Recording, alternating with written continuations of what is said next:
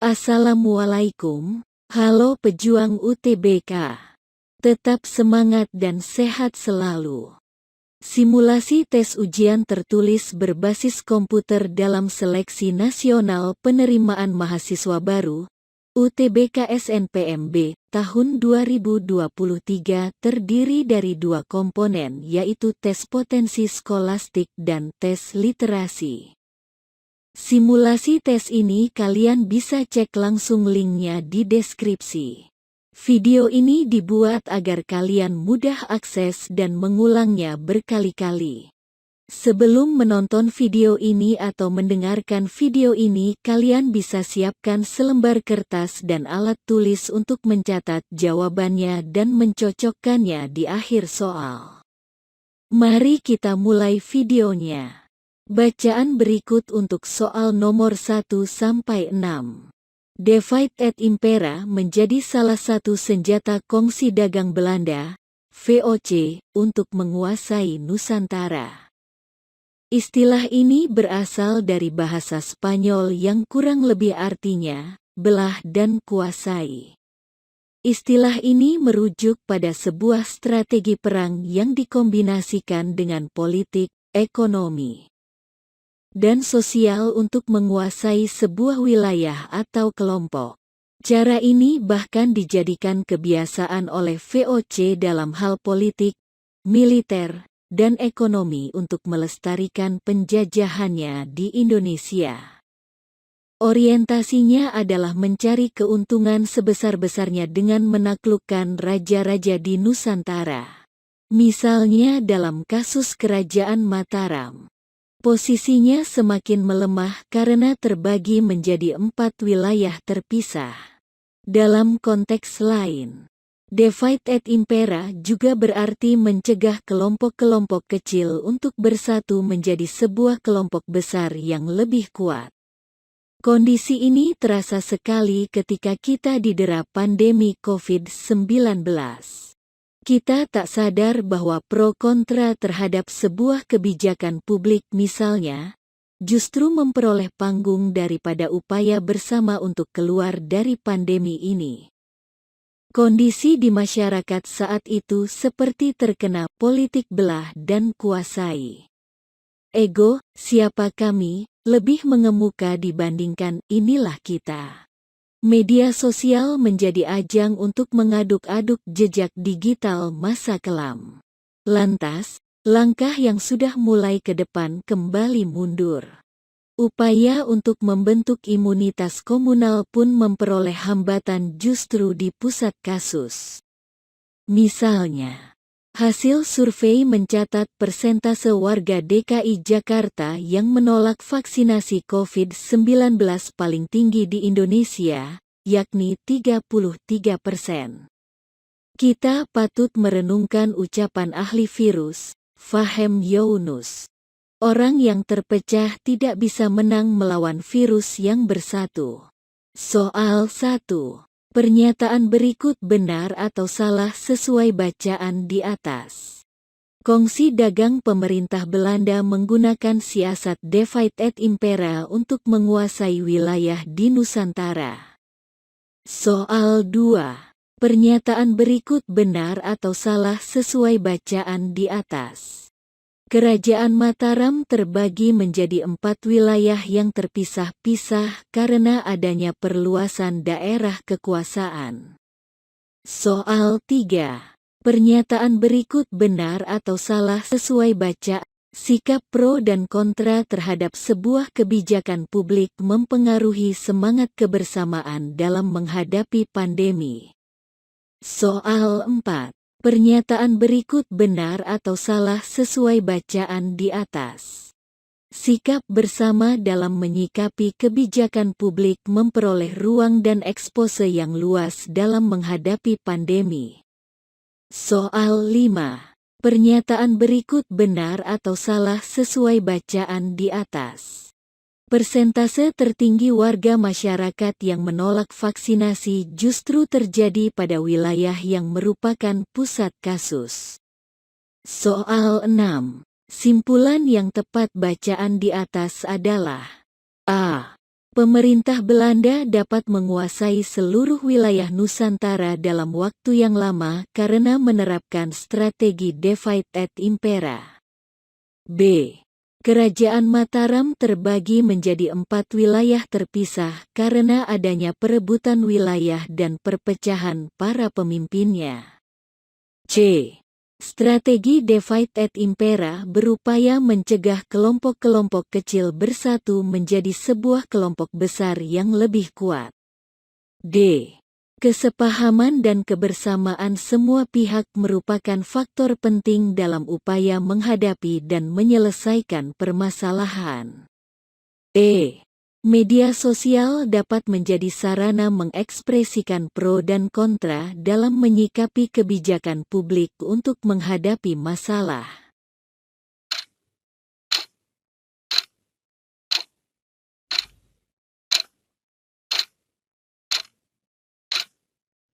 Bacaan berikut untuk soal nomor 7-14.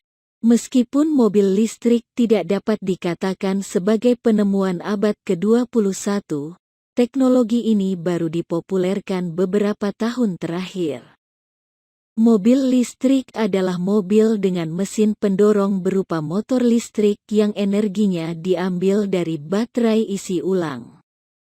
Berita paling menonjol dalam teknologi ini diantaranya adalah usaha pembangunan tempat pengisian daya pengganti pompa bensin.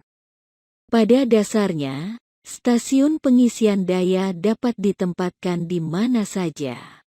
Bahkan di rumah sekalipun. Dibandingkan dengan kendaraan bermesin pembakaran internal, mobil listrik lebih senyap dan tidak memiliki emisi gas buang.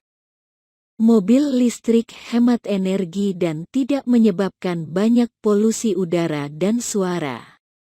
Mobil listrik ini merupakan alternatif yang baik yang dapat mengurangi pencemaran lingkungan, termasuk lingkungan atmosfer yang dapat menyebabkan perubahan iklim. Perubahan iklim adalah masalah nyata dan tantangan terhadap pemanasan global yang merupakan persoalan sangat serius yang harus ditemukan solusinya.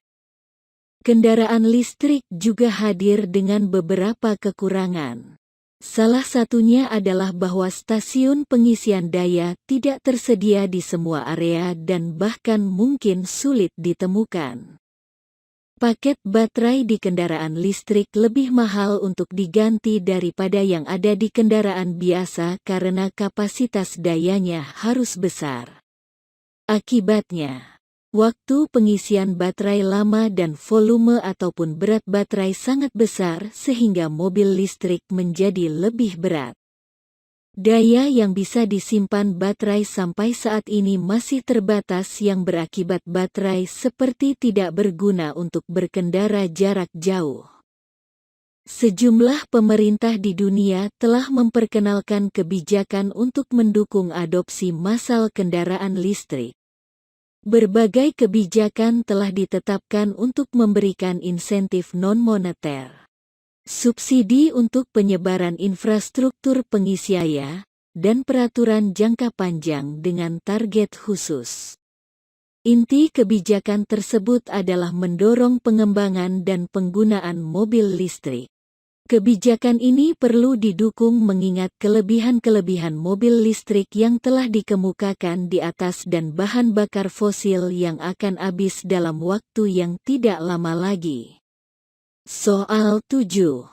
Pernyataan berikut benar atau salah sesuai bacaan di atas. Mobil listrik sudah dikenal di abad 20.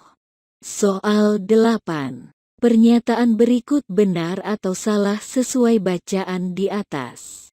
Mobil listrik dapat menempuh jarak yang jauh dalam sekali pengisian baterai. Soal 9. Pernyataan berikut benar atau salah sesuai bacaan di atas. Mesin listrik yang menggerakkan mobil mengandung komponen yang membuat mobil listrik lebih berisik dibandingkan dengan mobil bensin. Soal 10. Pernyataan berikut benar atau salah sesuai bacaan di atas. Baterai yang digunakan mobil listrik berbeda dengan baterai yang digunakan mobil bensin. Soal 11. Pernyataan berikut benar atau salah sesuai bacaan di atas. Insentif non-tunai merupakan salah satu kebijakan pemerintah sejumlah negara dalam mendukung pengembangan mobil listrik. Soal 12. Pernyataan di bawah ini yang merupakan opini penulis sesuai bacaan adalah A. Mendukung kebijakan insentif non-moneter yang memberi manfaat langsung bagi masyarakat. B. Mendukung kebijakan pengembangan mobil listrik untuk mengurangi konsumsi minyak bumi. C. Mendukung kebijakan pemerintah yang akan membangun semua stasiun pengisian daya.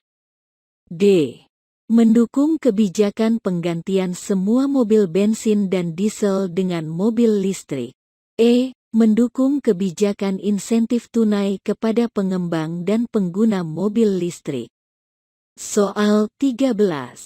Menurut bacaan, alasan utama dikembangkannya mobil listrik adalah A. Cadangan minyak bumi akan segera habis. B. Gas buang yang dihasilkannya ramah lingkungan. C. Rumah dapat dijadikan tempat pengisian baterai mobil. D. Mobil listrik semakin populer dalam beberapa tahun terakhir di masyarakat. E. Baterai mobil biasa mengandung logam berbahaya yang menyebabkan polusi udara. Soal 14. Kekurangan dari mobil listrik, sesuai bacaan, adalah A. Teknologi baterai belum berkembang baik dan harganya mahal. B. Stasiun pengisian baterai tidak bisa dibangun di sembarang tempat. C. Daya baterai mobil listrik tidak sebesar daya baterai mobil biasa. D. Menyebabkan perubahan iklim yang harus ditangani secara serius. E. Waktu pengisian baterai sangat lama seperti baterai untuk mobil biasa.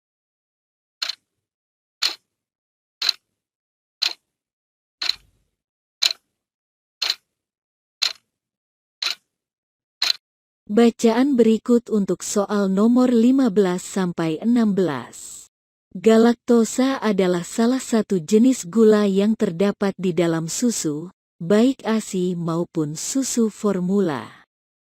Pada kondisi normal, galaktosa akan dicerna oleh tubuh dan diubah menjadi energi. Akan tetapi, pada penderita galaktosemia, tubuh tidak dapat mencerna galaktosa sehingga zat tersebut menumpuk di dalam darah. Jika menumpuk dalam darah, galaktosa dapat mengalir ke organ-organ tubuh, seperti ginjal dan hati. Galaktosa yang mengalir ke organ tubuh akan diubah menjadi galaktitol, yaitu salah satu zat yang beracun bagi tubuh. Akibatnya, organ tubuh dapat mengalami kerusakan. Galaktosemia tergolong penyakit langka yang terjadi pada sekitar 1 dari 48.000 bayi di seluruh dunia. Galaktosemia disebabkan oleh perubahan atau mutasi pada gen GALT, GALK1, dan GALE. Gen-gen tersebut berfungsi untuk membentuk enzim galaktokinase yang mengubah galaktosa menjadi energi. Mutasi menyebabkan gen-gen tersebut hanya dapat memproduksi sedikit enzim galaktokinase. Akibatnya, tubuh tidak dapat mencerna galaktosa dengan baik. Galaktosemia diturunkan dari orang tua kepada anak dalam pola penurunan autosomal resesif. Jika kedua orang tua memiliki gen galaktosemia, risiko anaknya menderita galaktosemia adalah sebesar 25% pada setiap kehamilan. Meskipun galaktosemia dapat berakibat fatal, bayi yang terlahir dengan kondisi ini dapat hidup normal jika segera diberikan penanganan yang tepat.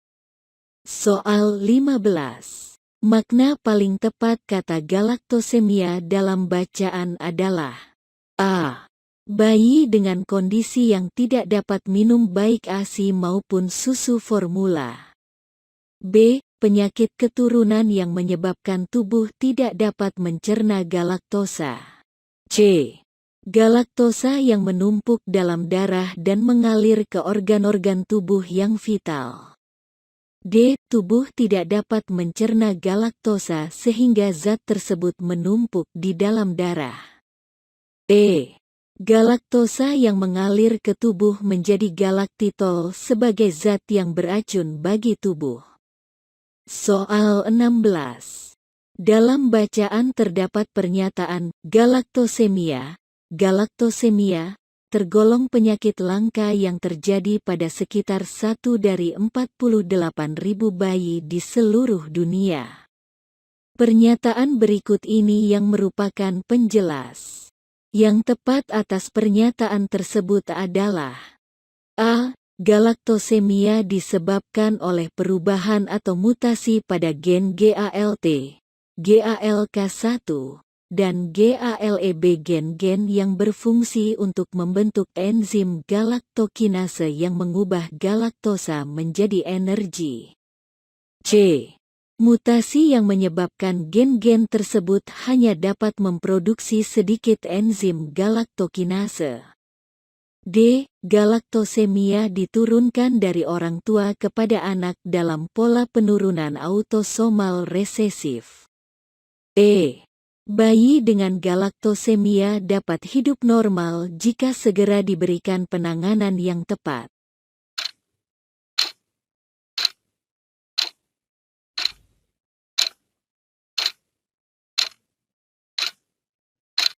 Bacaan berikut untuk soal nomor 17-18.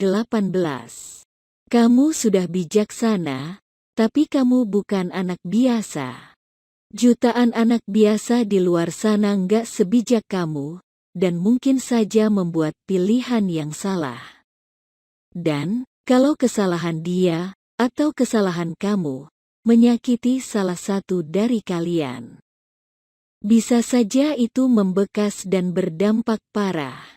Luka dari masa kecil itu lebih sulit disembuhkan daripada yang kamu dapat setelah dewasa. Aku mengangkat bahu. Yang kubilang barusan adalah perspektif umum orang dewasa. Tapi, kamu yang menentukan apa yang mau kamu lakukan. Aku nggak kenal anak ini. Tapi, sebagai orang yang sayang kamu, aku akan otomatis menganggap kalau nggak ada anak yang sepadan untuk kamu. Suki mengernyit. Jadi, menurut kamu, aku harus bilang enggak? Enggak juga. Kalau kamu mau coba, silakan saja. Tapi, kamu harus tahu kalau enggak ada orang lain yang bisa menanggung risiko dari perbuatan yang kamu pilih. Jadi, anak kecil enggak akan memberikanmu pengecualian. Jadi, kamu enggak memberi nasihat apa-apa? Tanya Suki. Aku tertawa dan menggeleng. Enggak. Menurutku, anak-anak harus dididik untuk belajar mengambil keputusan dan menanggung hasilnya. Tapi, kamu bukan anak biasa. Kamu sudah terbiasa menghadapi keputusan sulit. Tapi kalau nasihat, aku punya satu. Sejauh ini, kamu selalu mendasarkannya pada kebutuhan orang. Pindah ke sini untuk menemani Abel. Pindah ke Jepang untuk keluarga ibumu. Aku mau, untuk keputusan yang ini, pikirkan diri sendiri. Ambil keputusan berdasarkan keinginanmu. Bukan apa yang diminta anak itu. Mungkin ini bukan waktunya lagi kamu belajar mengambil keputusan. Tapi untuk membedakan jenis keputusan mana yang harus diambil berdasarkan kebutuhan orang. Dan mana yang harus diambil berdasarkan kebutuhan kamu. Aku tersenyum dan mengusap rambutnya lagi. Soal 17. Tema kutipan novel tersebut adalah A. Cara pandang seseorang terhadap orang lain dalam bersikap dan memahami sebuah keputusan. B. Pergolakan batin seseorang dalam menghadapi pendapat dan opini orang lain. C. Kepastian dan keteguhan prinsip dalam menghadapi beragam peristiwa yang terjadi. D. Keputusan akhir tentang cara menjalani hidup menjadi tanggung jawab diri sendiri. E. Anak-anak harus dididik sejak dini untuk terbiasa mengambil keputusan dan menanggung hasilnya. Soal 18. Pernyataan berikut yang mencerminkan ketegasan dalam memegang prinsip hidup yang muncul dalam kutipan novel tersebut adalah A. Dan, kalau kesalahan dia, atau kesalahan kamu menyakiti salah satu dari kalian, bisa saja itu membekas dan berdampak parah. B. Tapi, sebagai orang yang sayang kamu, aku akan otomatis menganggap kalau nggak ada anak yang sepadan untuk kamu. C. Tapi, kamu harus tahu kalau nggak ada orang lain yang bisa menanggung risiko dari perbuatan yang kamu pilih. D. Menurutku, anak-anak harus dididik untuk belajar mengambil keputusan dan menanggung hasilnya. E. Aku mau, untuk keputusan yang ini, pikirkan diri sendiri. Ambil keputusan berdasarkan keinginanmu, bukan apa yang diminta anak itu.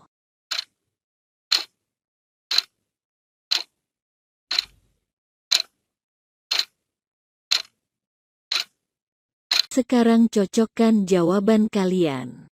Jawaban soal 1 adalah benar. Jawaban soal 2 adalah salah.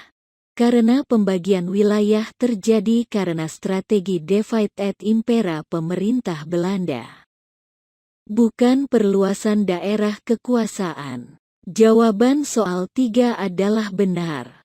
Jawaban soal 4 adalah salah. Karena yang memperoleh ruang atau panggung di tengah masyarakat adalah sikap pro dan kontra, bukan sikap kebersamaan. Jawaban soal 5 adalah benar. Jawaban soal 6 adalah D. Kesepahaman dan kebersamaan semua pihak merupakan faktor penting dalam upaya menghadapi dan menyelesaikan permasalahan karena sikap atau kemampuan memahami masalah secara bersama-sama menjadi salah satu faktor penentu keberhasilan menghadapi pandemi. Itulah pembahasan soal nomor 6. Jawaban soal 7 adalah benar. Jawaban soal 8 adalah salah. Jawaban soal 9 adalah salah. Jawaban soal 10 adalah benar. Jawaban soal 11 adalah benar. Pembahasan soal nomor 7 sampai 11 sebagai berikut. Mobil listrik tidak dikatakan sebagai penemuan abad ke-21 karena sudah dikenal pada abad sebelumnya. Ciri khas mobil listrik terletak pada baterai sebagai sumber penggerak mesin. Teknologi baterai saat ini masih dalam taraf pengembangan. Hal ini ditunjukkan oleh kenyataan bahwa waktu pengisian tidak sebentar dan tidak berguna untuk mengemudi dalam jarak jauh.